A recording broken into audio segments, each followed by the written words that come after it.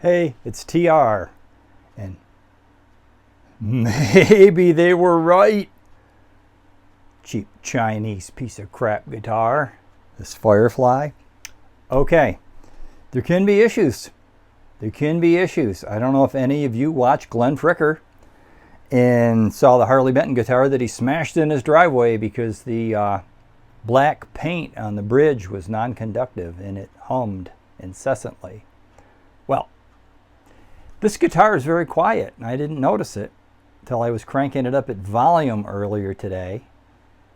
But there was a slight hum, unchanged by me touching the strings. Touching the metal jack on the cord, the switch, silenced it. Strings, no. Took my tester. This beautiful gold here, which must be obviously 24 karat, you know, for a $200 Chinese guitar, right? $220.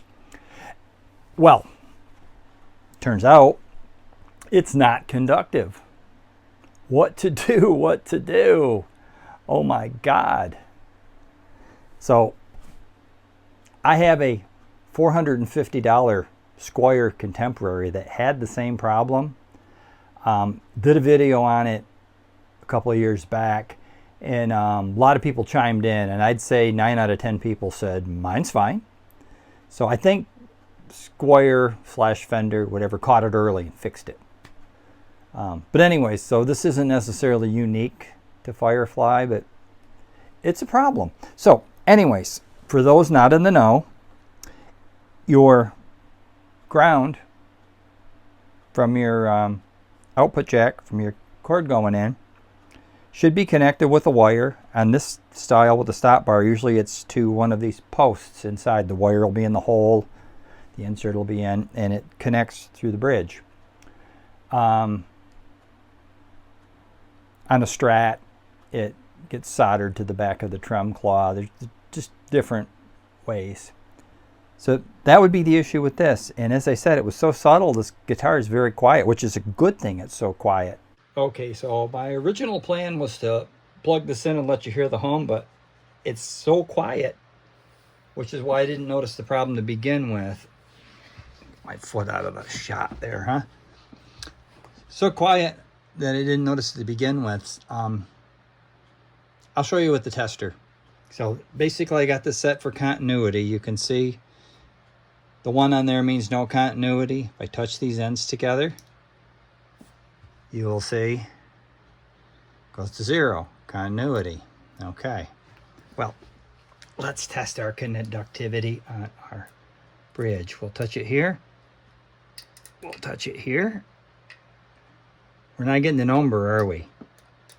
Touch it together, goes 0. No conductivity. That's the problem. That gold metal's not conductive. However, I realize that the inside is not coated. So I touch the inside to the inside, it conducts. Okay, so this metal tip on the jack here is making contact with the ground portion of the output jack. So we're going to use this as our tester.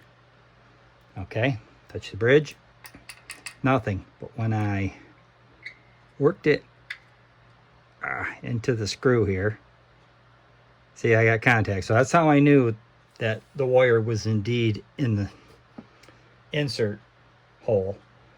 So I knew the problem was the coating. So I did my fix where I sanded the inside of this horseshoe and the back side of this stud so that they would make contact.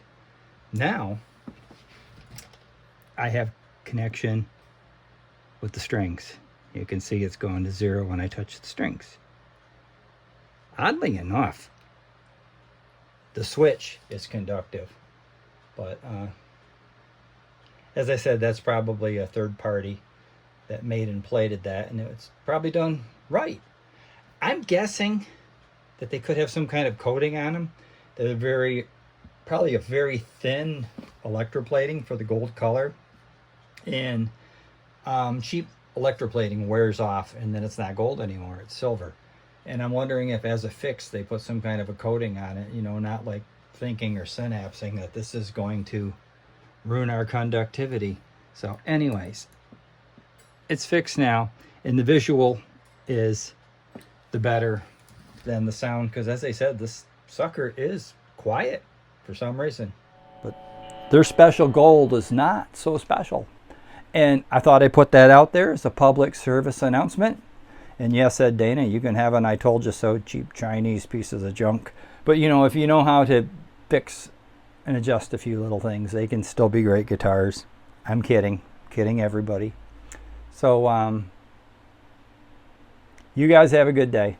That's my message for the day.